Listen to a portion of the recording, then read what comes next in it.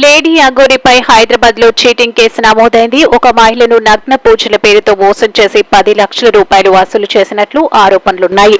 ఈ కేసులో లేడీ అఘోరిని ఉత్తరప్రదేశ్ లో పోలీసులు అరెస్ట్ చేసి హైదరాబాద్ కు తరలించారు. ప్రస్తుతం ఆమెపై విచారణ కొనసాగుతుంది. కోర్టు ఆమెను 14 రోజులు రిమాండ్ కు పంపింది.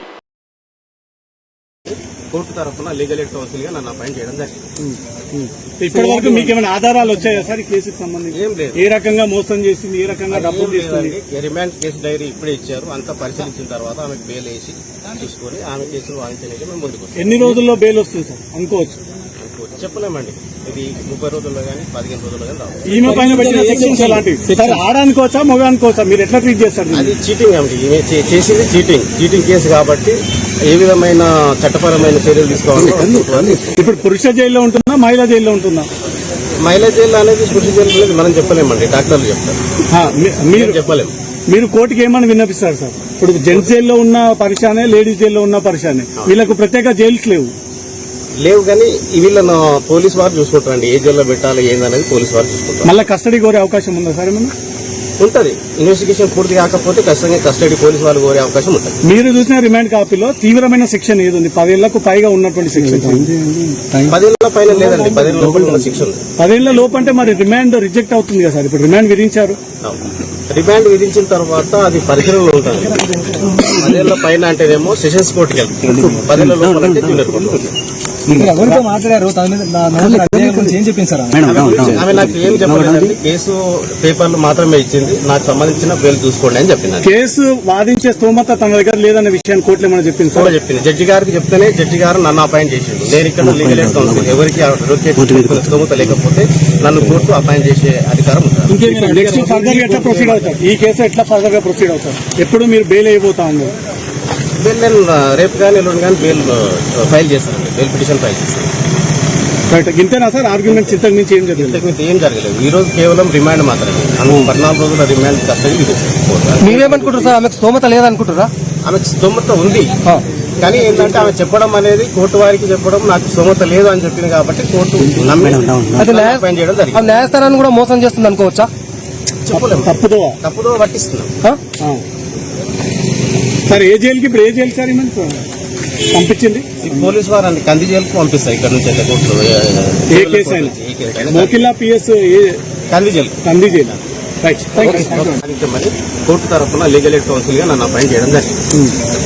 ఇప్పటి వరకు మీకు ఏమైనా ఆధారాలు వచ్చాయా సార్ ఈ కేసుకు సంబంధించి? ఏం లేదు. ఏ రకంగా మోసం చేసింది, ఏ రకంగా డబ్బులు తీసుకుంది? రిమాండ్ కేసు డైరీ ఇప్పుడే ఇచ్చారు. అంతా పరిశీలించిన తర్వాత ఆమెకు బెయిల్ వేసి చూసుకుని ఆమె కేసులు వాదించడానికి మేము ముందుకు వస్తాం. ఎన్ని రోజుల్లో బెయిల్ వస్తుంది సార్ అనుకోవచ్చు? చెప్పలేమండి. ఇది 30 రోజుల్లో కానీ 15 రోజుల్లో కానీ రావు. ఈమె పైన పెట్టిన సెక్షన్స్ ఎలాంటివి సార్? ఆడానుకోవచ్చా, మొగ అనుకోవచ్చా? మీరు ఎట్లా ట్రీట్ చేస్తారు? అది చీటింగ్ అండి. ఈమె చేసింది చీటింగ్ కేసు కాబట్టి ఏ విధమైన చట్టపరమైన చర్యలు తీసుకోవాలి. ఇప్పుడు పురుష జైల్లో ఉంటుందా, మహిళా జైల్లో ఉంటుందా? మహిళా జైలు అనేది పురుష జైలు అనేది మనం చెప్పలేమండి, డాక్టర్లు చెప్తారు. మీరు చెప్పలేము. మీరు కోర్టుకి ఏమని విన్నపిస్తారు సార్? ఇప్పుడు జెంట్స్ జైల్లో ఉన్న పరిశానే, లేడీస్ జైల్లో ఉన్న పరిశానే, వీళ్ళకు ప్రత్యేక జైల్స్ లేవు కానీ వీళ్ళను పోలీసు వారు చూసుకుంటారండి. ఏ జైల్లో పెట్టాలి ఏందనేది పోలీసు వారు చూసుకుంటారు. మళ్ళీ కస్టడీ కోరే అవకాశం ఉందా సార్? ఏమన్నా ఉంటది. ఇన్వెస్టిగేషన్ పూర్తి కాకపోతే ఖచ్చితంగా కస్టడీ పోలీసు వాళ్ళు కోరే అవకాశం ఉంటుంది. మీరు చూసిన రిమాండ్ కాపీలో తీవ్రమైన సెక్షన్ ఏది ఉంది? 10 ఏళ్లకు పైగా ఉన్నటువంటి సెక్షన్. 10 ఏళ్ల పైన లేదండి, 10 ఏళ్ల లోపల ఉన్న శిక్ష ఉంది. 10 ఏళ్ల లోపు అంటే మరి రిమాండ్ రిజెక్ట్ అవుతుంది కదా సార్? ఇప్పుడు రిమాండ్ విధించారు. రిమాండ్ విధించిన తర్వాత అది పరిశీలనలో ఉంటుంది. 10 ఏళ్ల పైన అంటేనేమో సెషన్స్ కోర్టుకి వెళ్తుంది. 10 ఏళ్ల లోపల అంటే జూనియర్ కోర్టు. మాట్లాడారు ఏం చెప్పింది సార్?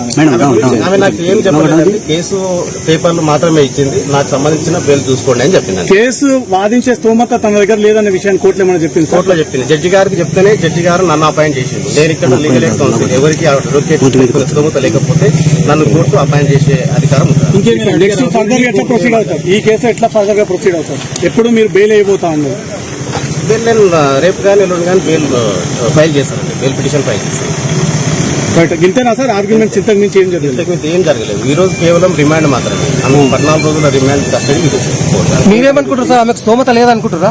ఆమెకు స్తోమత ఉంది కానీ ఏంటంటే ఆమె చెప్పడం అనేది కోర్టు వారికి చెప్పడం నాకు స్తోమత లేదు అని చెప్పింది కాబట్టి కోర్టు నమ్మి అపాయింట్ చేయడం జరిగింది. న్యాయస్థానాన్ని కూడా మోసం చేస్తుంది అనుకోవచ్చా? చెప్పలేము.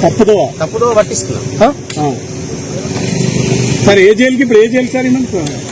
పంపించింది ఈ పోలీసు వారిని కంది జైలుకు పంపిస్తారు ఇక్కడ నుంచి అయితే కోర్టులో ఏ కేసు అయినా ఈ కేసు అయినా మోకిల్లా పిఎస్ కంది జైలు కంది జైలు రైట్ థ్యాంక్ యూ